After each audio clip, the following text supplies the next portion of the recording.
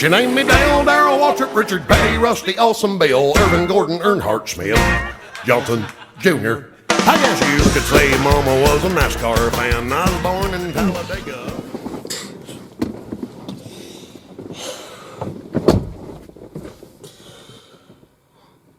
Hello, welcome to a special Rusty Sports Money video called I Can't Drive. Also called a belated reaction to the 2021 Cup Series schedule from my dad's car.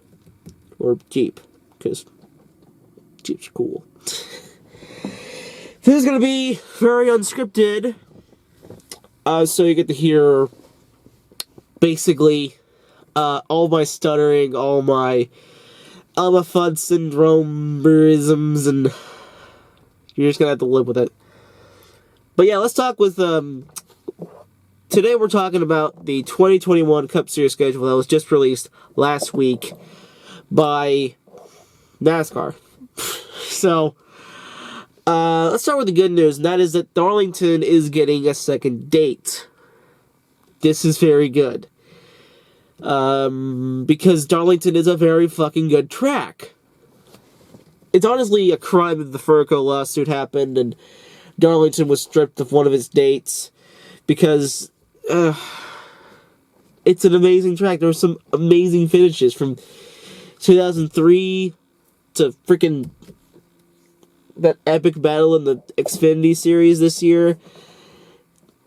Like, Regan Smith redeeming himself, I guess. It's a great track. Lots of battles, and it's actually the first track I've ever been to, so yeah. It's a good track, and frankly, it should have gotten 2 dates, like, since 2005. But, you know, Furco lawsuit happened, and whatever. And now Texas is essentially trading one of its states for Darlington. That's what I like to think. It's my channel, so my ideology beats yours. One thing I'm kind of iffy about is Atlanta getting a second date. I get it. Now, I get it. Atlanta is the biggest market in the South, and let's face it, NASCAR is primarily a Southern sport. But I don't know, Atlanta is just not that good of a track to me. It tends to be very stringy a lot of the time. That's I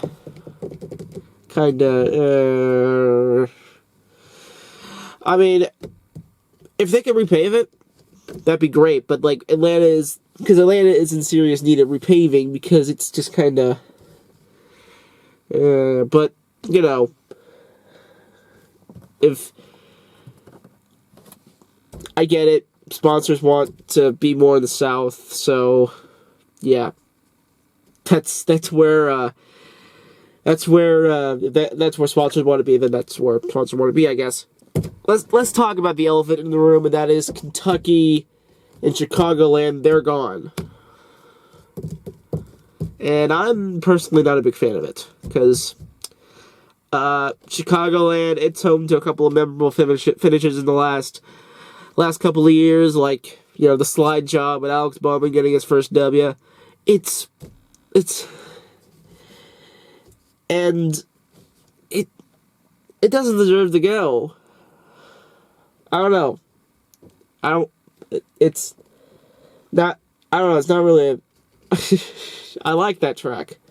And Kentucky, too, it's starting to get good a little bit. Like, there was an epic battle of the brothers.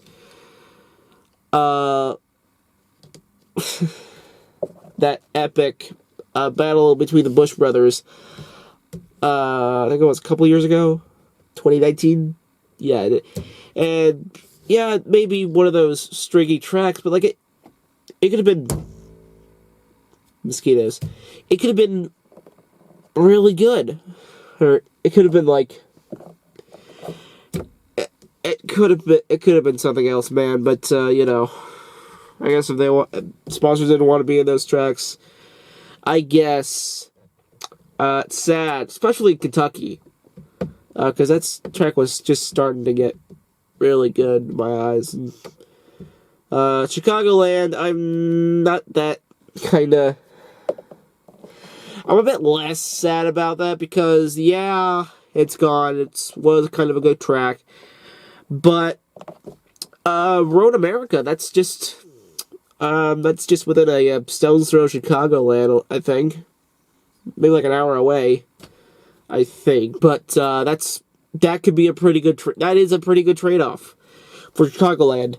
If only they also added Mid-Ohio Raceway, because that's close. That's in the Cincinnati area, along with Kentucky Speedway. Yeah, don't forget Kentucky. Don't forget that Cincinnati straddles two states. Like, Cincinnati is literally on the border of Ohio and Kentucky. But yeah, it's kind of.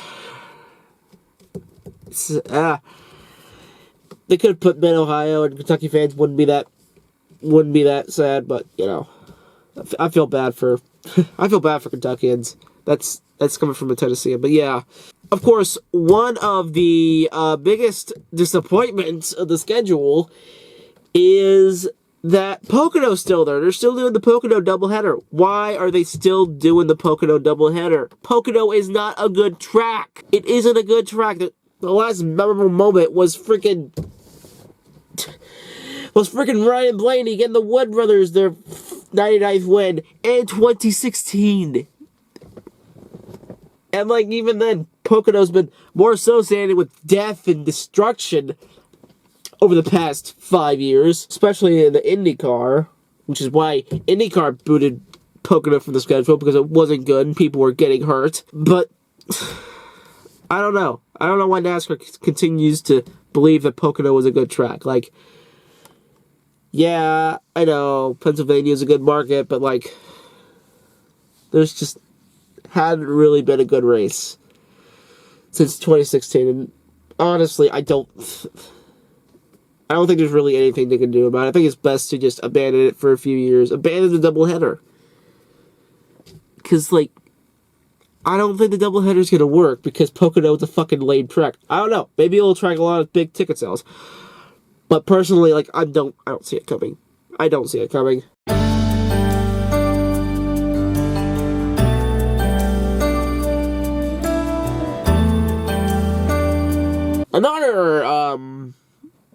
Another thing that's going on that I kind of have a problem with is the fact that they're turning the first Bristol Spring Race to a fucking dirt track.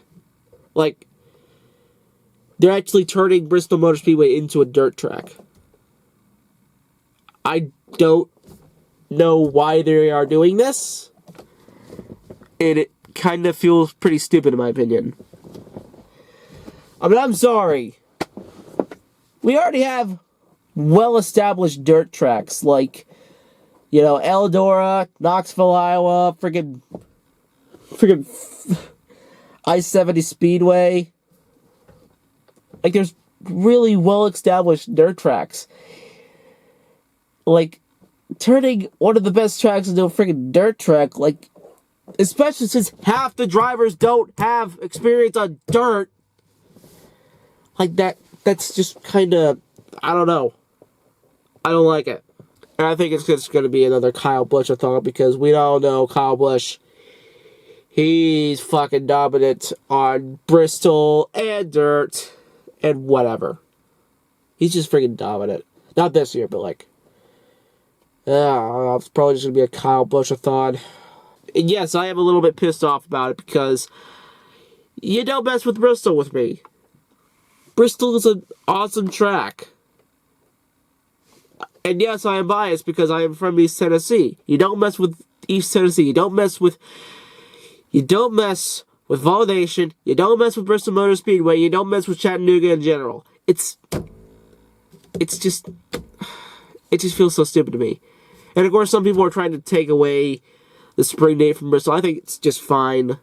I mean, obviously, it's not drawing in the crowds. It's not drawing in the crowds like it used to, but, like, it's friggin' March. It's always raining in between it's always raining in East Tennessee in between October, like, in between September and March is always raining. But if they moved it to like February, if they moved it to like not February, but well, raise in April too. If they moved it to like early to mid-May, that'd be fine. That'd be really fun if they moved it to early to mid-May. It's not blisteringly hot out there as it is in August, but it's not gonna fucking rain. Like, that would be a good freaking... That'd be a good thing. So... Yeah, I don't really see this whole Bristol dirt track thing going down well. I think if they could have just scheduled it for May, because it doesn't really rain much in May, and it's not as hot in May. Like, it is hot, but like it's not. It is a little bit bloody humid, but like it's not. It's not like freaking. We're not reaching Arizona levels of heat of feels like temperatures yet. So that's that's my take on Bristol dirt track. Lastly, one of the biggest disappointments I've ever seen on the schedule. Why aren't they putting Montreal back on the fucking schedule? I know why they're not letting Montreal back on the schedule. At least next year. Freaking border restrictions with fucking COVID and people not doing their fucking part and wearing a freaking mask like normal fucking people. Look, it's a mask. You wear it like this. So fucking easy, yet y'all don't freaking do your part. Wear a mask. If y'all wore a mask, I could have got Montreal. But yeah, what is Montreal isn't even a possibility. Like, what's stopping NASCAR other than the fucking border restrictions from putting Montreal on the fucking schedule? Like, Montreal produced a lot of fucking great racing in the Busch Series. Like, you remember that first race? That was fucking epic.